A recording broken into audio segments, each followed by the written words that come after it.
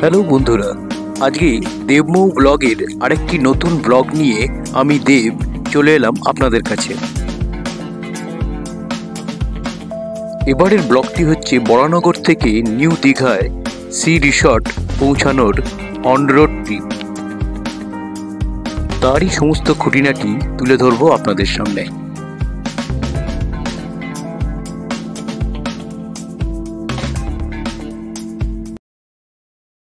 Good morning. এখন ঘড়িতে ভোর 5:10 বাজে। আমরা সবাই তৈরি দীঘা আর মন্দারমণি যাওয়ার জন্য। এর আগেও অনেকবার যাওয়া হলেও এবারের এই এক্সাইটমেন্ট একটু আলাদা, কারণ এবার হলো রোড ট্রিপ। আমাদের রথ এখানে দাঁড়িয়ে আছে।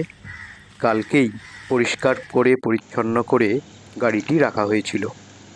তবে এবারের ট্রিপটায় আমরা একা নই, আমার সাথে আরও দুজন আমার অফিসের কলিগ।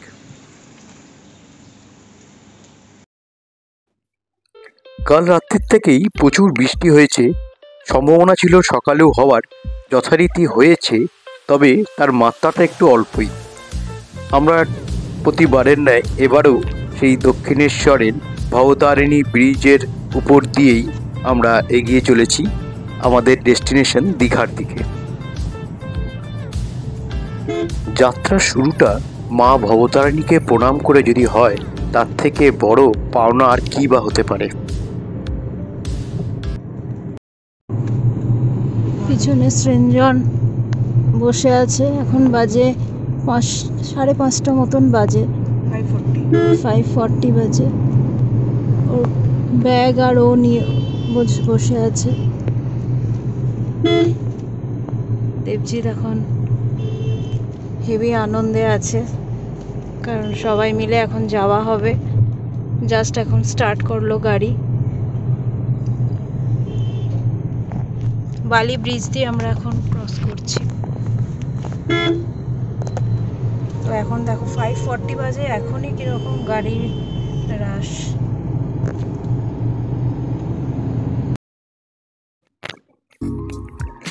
বৃষ্টি আর তার সঙ্গে মেঘলা আকাশ, যাত্রার অনুভূতিটাই যেন একটা আলাদা মাত্রা এনে দিচ্ছিল। সত্যি এই সকাল বেলায় এরকম হাইওয়ের উপর দিয়ে গাড়ি ড্রাইভিং করতে তার একটা আলাদাই একটা আমেজ।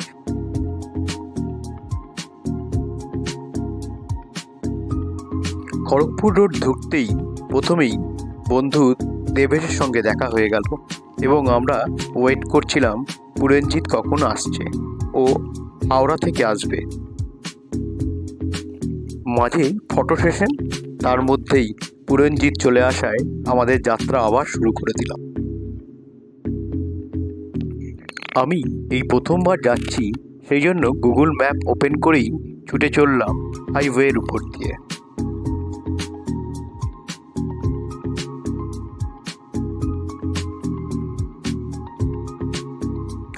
সকালবেলায় এরকম মেঘলা ওয়েদারে হাইওয়ের উপর দিয়ে এইভাবে গাড়ি 120-র উপর নিয়ে যাওয়ার অনুভূতি যেন একটা আলাদা।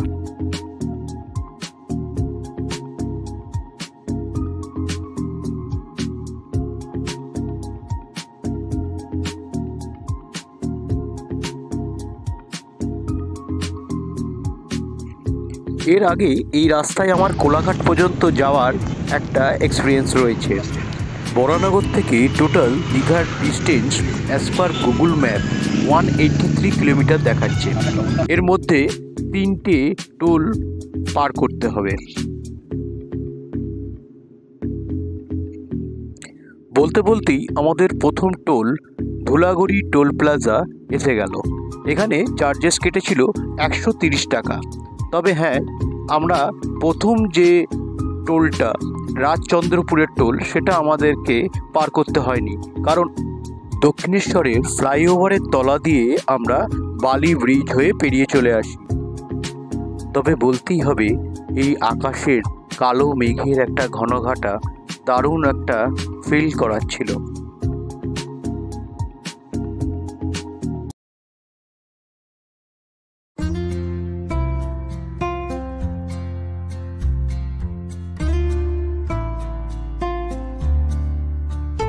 দুই ধারে সবুজের সমারোহ, তার মাঝে শেষ না হওয়া দিগন্ত রাস্তা, তার সঙ্গে এক্সট্রা পাওনা মেঘলা আকাশ, সব মিলিয়ে এই কয়েক ঘন্টায় একটা দারুণ অনুভূতি।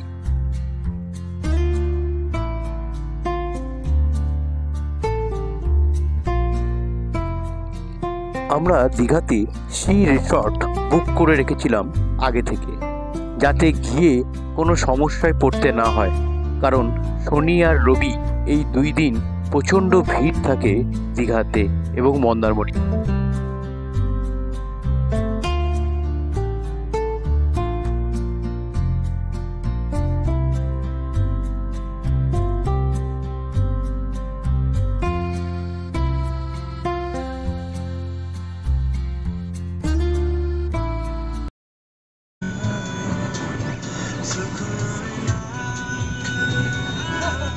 Keep right to stay on National Highway 16.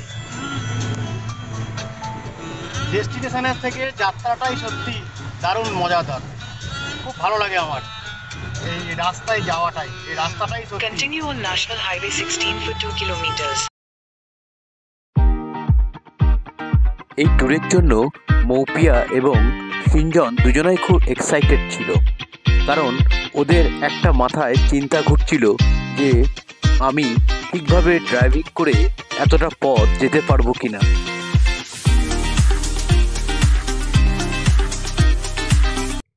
কিন্তু আপনারা যারা নতুন গাড়ি কিনেছেন তাদেরকে বলে রাখি, এই রাস্তায় একটু হাত ভালো থাকলেই খুব একটা অসুবিধা হবে না।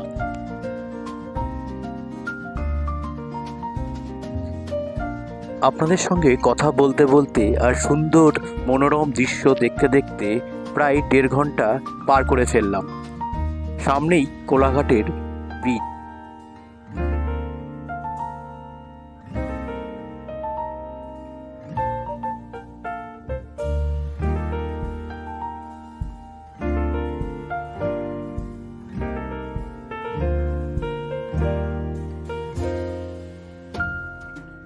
ইচ্ছে হলো এই সুন্দর সময়টাকে ক্যামেরা বন্দি করে রাখার, তাই বেশি চিন্তা ভাবনা না করেই কোলাঘাটের ব্রিজের উপরেই গাড়ি একটা সাইড করে আমরা ফটো সেশন শুরু করলাম।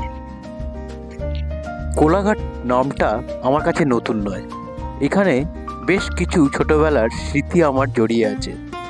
এখানে আমার মাসি থাকতেন। আমার মেসোমশাই কর্মসূত্রে কোলাঘাট থার্মাল পাওয়ারের সাব অ্যাসিস্ট্যান্ট ইঞ্জিনিয়ার ছিলেন। এখানকার ইলিশ মাছের ভীষণ নাম রয়েছে, দারুণ টেস্ট। সঙ্গে কোলাঘাটের ব্রিজ পার করলেই আমাদের শেরি পাঞ্জাব। এই ব্রিজের তলা দিয়ে রূপনারায়ণ নদীর বিস্তারও চোখে দেখার মতো।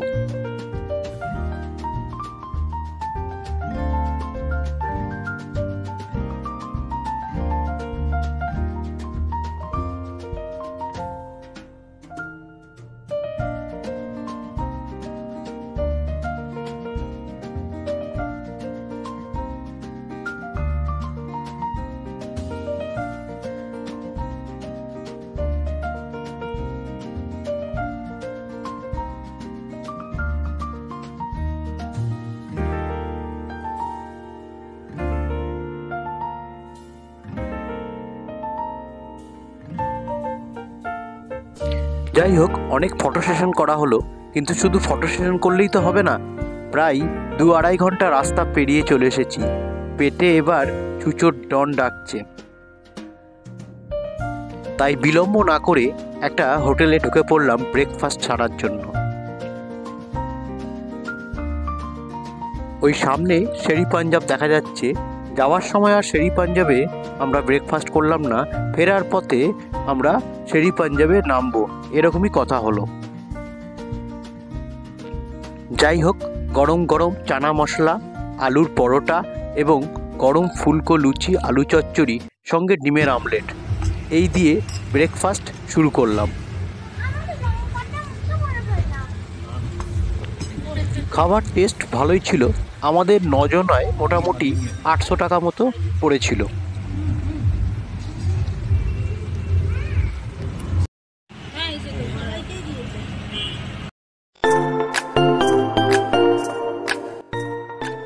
ব্রেকফাস্টে অনেকটা সময় চলে যাওয়ায় তাই কাল বিলম্ব না করে আবার গাড়ি নিয়ে বেরিয়ে পড়লাম তাড়াতাড়ি আমাদের ডেস্টিনেশন দীঘার দিকে।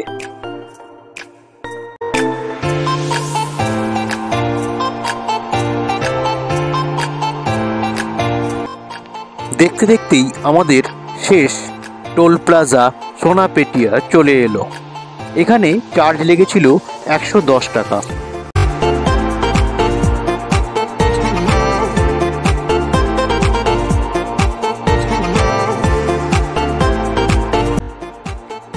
আমরা যদি রাজচন্দ্রপুরের টোল প্লাজাটা ধরি তাহলে মোট 3টি টোল প্লাজা আমাদের পার করতে হচ্ছে। সেক্ষেত্রে মোট যাওয়ার বেলায় লাগছে 305 টাকা এবং ফেরত আসার সময় একই 305 টাকা। অতএব টোটাল 610 টাকা খরচা।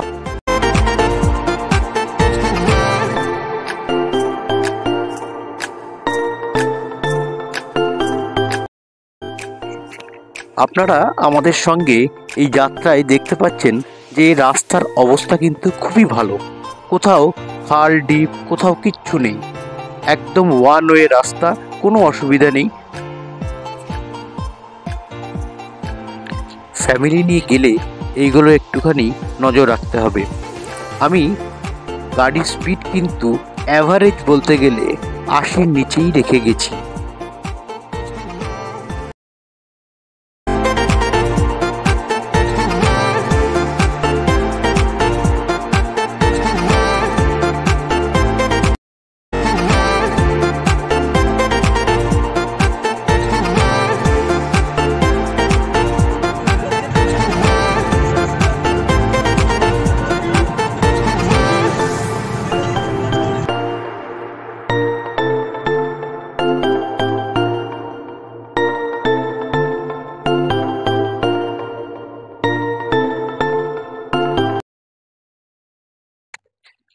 আমরা সবেমাত্র নন্দকুমার পেরিয়ে গেলাম। নন্দকুমারের পর থেকে কিন্তু রাস্তাটা আর ওয়ান ওয়ে নেই, তাই রাস্তার অবস্থা ভালো থাকলেও আমাদেরকে খুব সাবধানে দেখে যেতে হচ্ছে।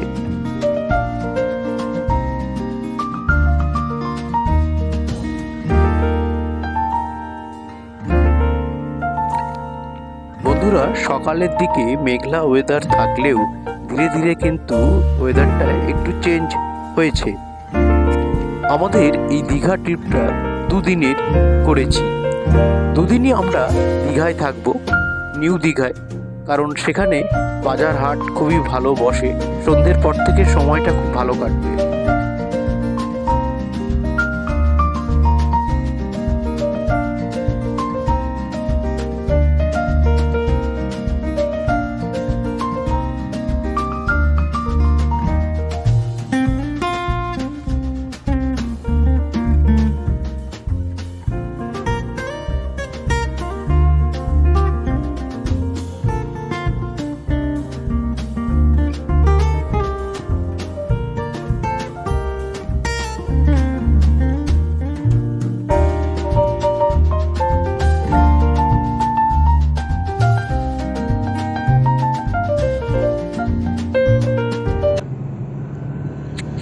কথা বলতে বলতেই ওই দূরে দীঘার সেই আইকনিক এন্ট্রান্স গেট দেখা গেল। এই গেটই জানান দিচ্ছে আমরা দীঘায় প্রবেশ করতে চলেছি। ঘড়ির কাঁটার দিকে নজর যেতেই দেখতে পেলাম 11টা 10 বাজে। Welcome to Digha.